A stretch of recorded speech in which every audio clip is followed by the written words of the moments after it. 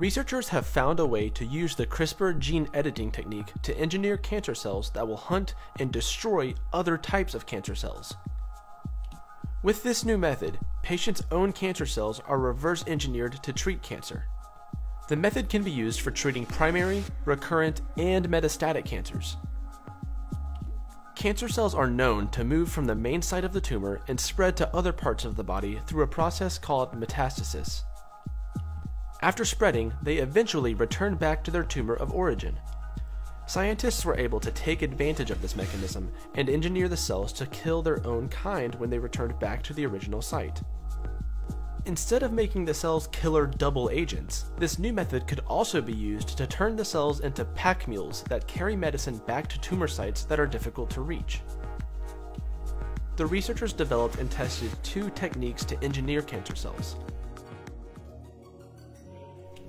The first type is called the off-the-shelf technique, where cells are engineered to secrete proteins that can identify and kill other cancer cells. To avoid rejection, these pre-engineered tumor cells were first matched to a patient's HLA phenotypes, which are the proteins that regulate the immune system. In the second method, patients' own cancer cells were isolated and engineered with therapeutic molecules that will only destroy tumor cells and are not toxic to healthy ones. To test both techniques, researchers used mouse models of brain cancer and breast cancer that had spread to the brain. The engineered cells that were reintroduced to the bodies of the mice went directly to the tumor site and killed the cancer cells. Both types of engineered cells significantly reduced the size of the tumors, and the mice treated with these techniques lived longer than those in the control group. To reduce the risk of forming additional tumors, cancer cells were also engineered with a kill switch that could be activated after treatment.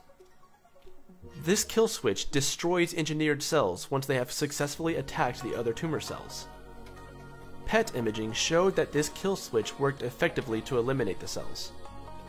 Cell-based therapies hold tremendous promise for delivering therapeutic agents to tumors and may provide treatment options where standard therapy has failed. Since its discovery, CRISPR has been shown to have widespread applications. The gene editing technique can be used to make cells fluorescent for imaging purposes. It's been used to make certain traits more present in offspring. But perhaps above all else, its potential applications for cancer patients are the most exciting. Many believe that a cure for cancer is the holy grail of modern medicine. Now, it's unclear whether or not CRISPR could be that answer, but it is certain that new doors are being opened to both new and improved treatment methods for patients. Fortunately, it may not be too long before we start seeing real results. Experiments using CRISPR in humans have been approved in the US, and Chinese researchers have already begun human trials.